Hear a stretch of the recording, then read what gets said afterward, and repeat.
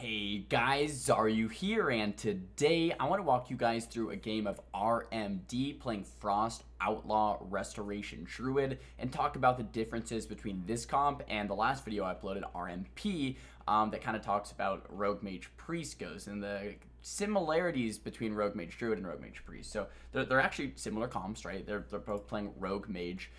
That third partner being the Druid really changes up playstyle within the composition. Most notably that you have more spammable CC. You have Cyclones, so the Druid can actually push in and get those Cyclones. Also, another thing that I want to talk about is in this video, my Rogue is playing Outlaw. And with Outlaw versus Sub, there's the big main difference is that Outlaw doesn't have quite as much control, right? They can't just double stun or triple stun the entire team consistently. However, they still have a good amount of control with the Vanish cheap shots, with the off stuns, with between the eye stun, the outlaw stun, and gouge as well. So they have control. It's just a little bit different, maybe not as consistent as Sub, but their damage is actually much higher, and the burst damage that they can set up is much higher than Sub. So all of a sudden we have just a different mix of classes here. Instead of a disciplined priest doing a lot of burst setups with Schism and Dark Archangel, we have a druid with a little bit more control.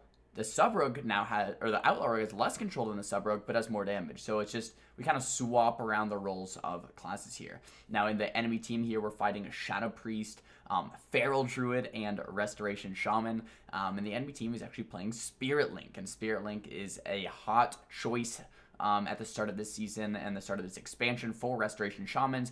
Personally, I hope it gets nerfed, not even because it's OP, which I think it is OP, but that's not the reason why I think it should get nerfed. I think it should get nerfed because it's boring to play against and boring to play as, just pressing that Spirit Link talent and reducing the damage. It kind of shares life between all three players, or it shares like half of the damage gets redirected between each player.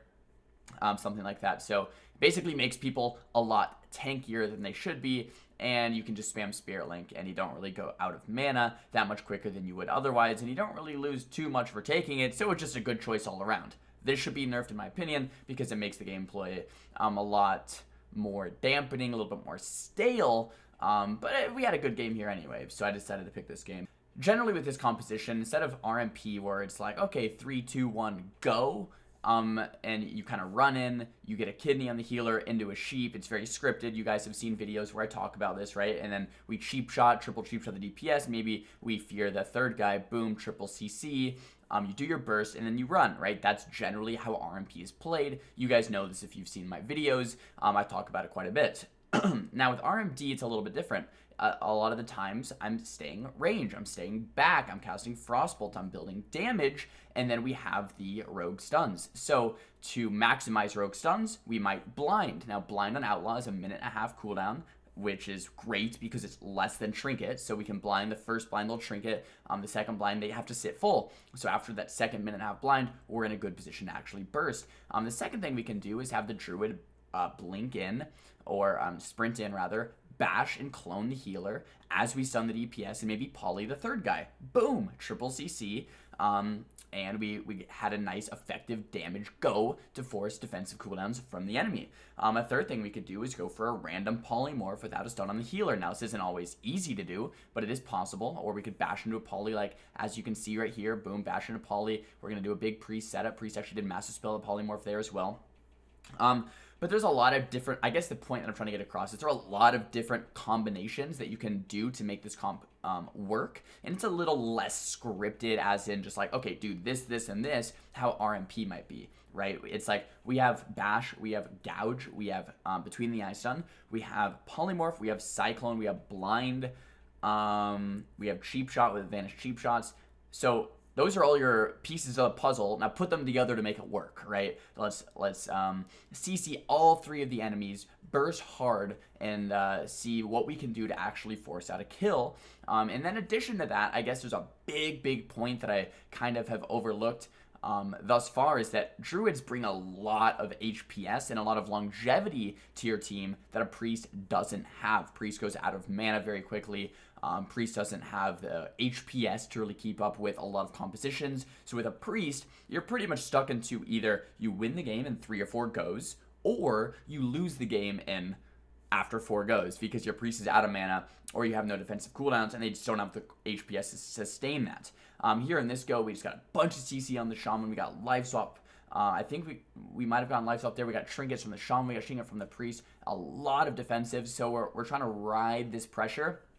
And the target choice is very similar to RMP in that you can go any 3 of the enemy targets depending on trinket positioning and their defensive cooldown. So we swap around a lot this game. We actually didn't go Shaman too much, just because Shamans are incredibly tanky and we'd have to cross CC both the Feral and the Priest, but we're kind of bouncing between the Feral and the Priest based on those things. Shaman's playing back a little bit here. Spirit Link is fading, and every time we see that Spirit Link fade is definitely the time that we want to try to set up a swap to that target without that Spirit Link. There's between the Ice Stun on the Shaman. I get Horde. I'm trying to follow it up with a Polymorph or a Cyclone. Doesn't look like it happens. He gets that Spirit Link right there, and it looks like it's gonna be obviously very difficult to kill with that Spirit Link. Now in this game, the Shaman's at half mana. My Druid's a little bit, actually very similar mana on both the Druid and the Shaman, so we're not too worried about that. Basically, we need to dampen a little bit longer, force more defensive cooldowns, and then eventually to set up a nice big go. And this was the go that I was really excited for. I remember playing this game. They all have no trinkets, right? We blind the Shaman.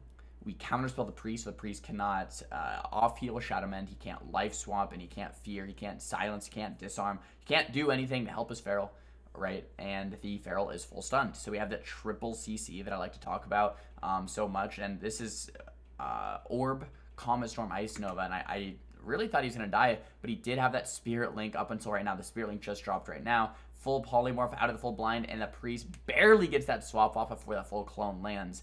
So that was actually an incredible go.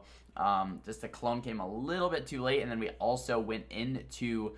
Oh man, Priest almost died there. We also went into that Link just for a second. So they actually do survive that.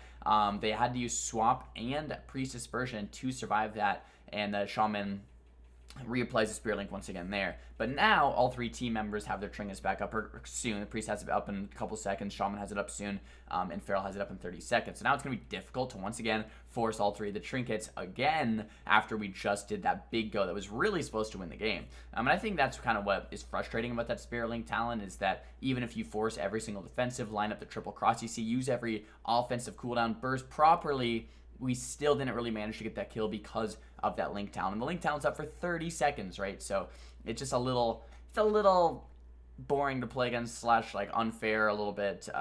And what they did to nerf it back in Legion is what they just made it so it cost way too much mana to use. So if a Shaman pressed Spirit Link a couple times, he'd just be out of mana, right? So if he we would just win the mana game really, really fast. But as you can see, the Shaman's actually pretty much keeping up with my Druid in mana, maybe even potentially beating my Druid in mana while playing Spirit Link. So if it's not really hindering his mana, there's no reason really not to use it. So of course he's going to use it, right? So I don't really fault him for doing that. But once again, now we have a lot of defensives to work through, right? We have Shaman Trinket to get through. We have Feral Trinket to get through. He potentially has another wall still as well. Priest has no swap, no disperse, and no trinket. So in this moment in the game, Priest does seem like the best kill target, although he's going to have his defenses coming back up soon.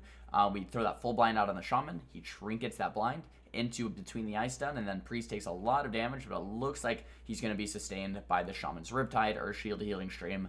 And yeah, that's about it. Feral and the Priest got Spirit Link there from the Shaman. That's why the Shaman kind of pushed into the middle of the map like that.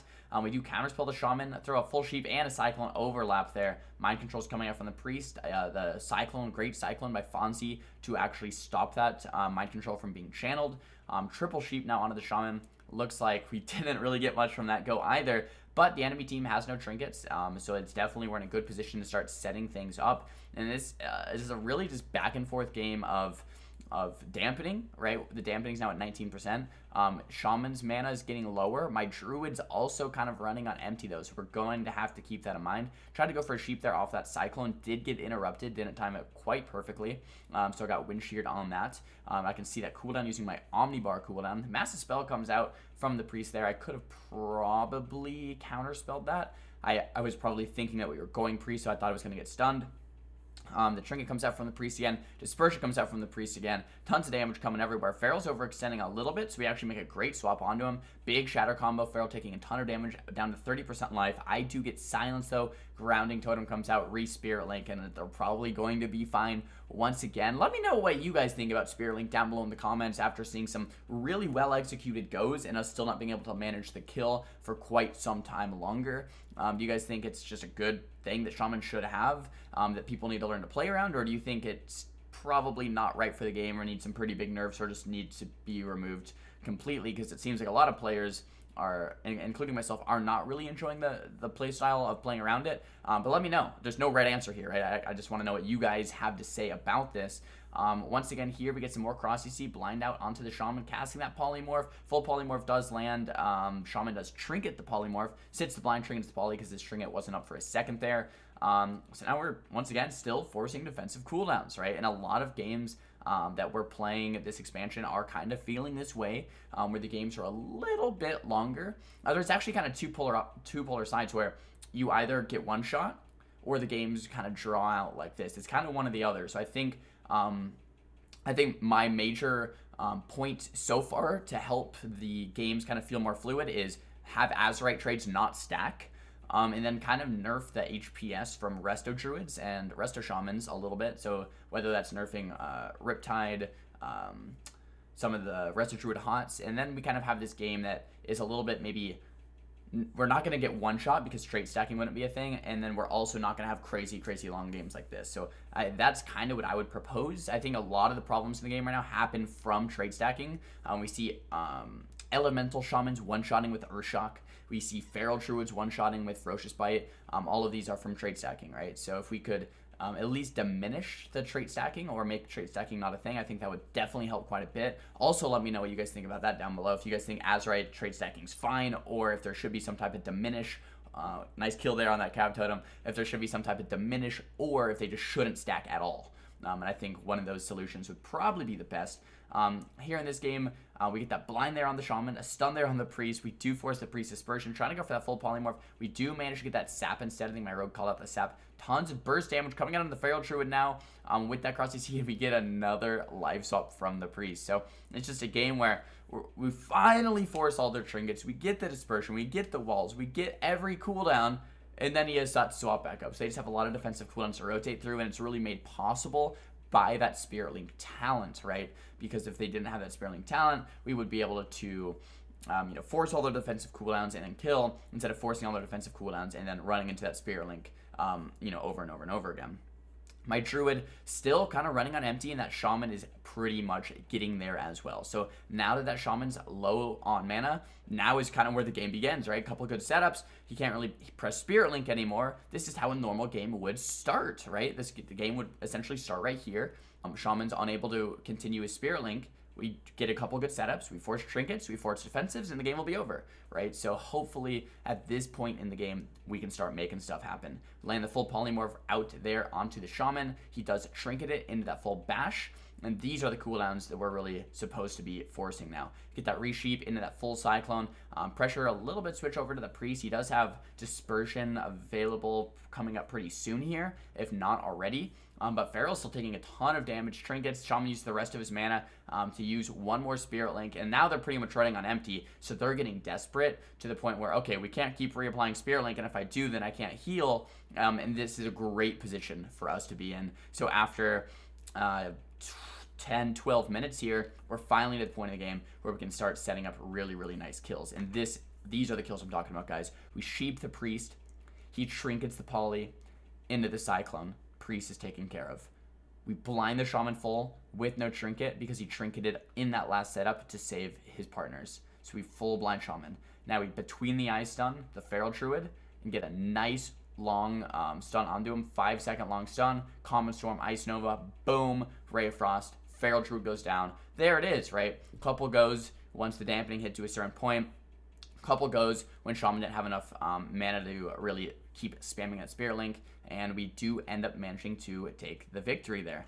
This was the damage breakdown, and longer games, as I tell you guys, mages come lower and lower on the overall damage charts. However, their damage is very effective damage, right? So you don't want to just be like, oh, mages do no damage, they suck. Mages are great right now because they have the burst from Comet Storm, Ice Nova, Orb, Ice Land, stuff like that, and they have the control from the slows and polymorphs.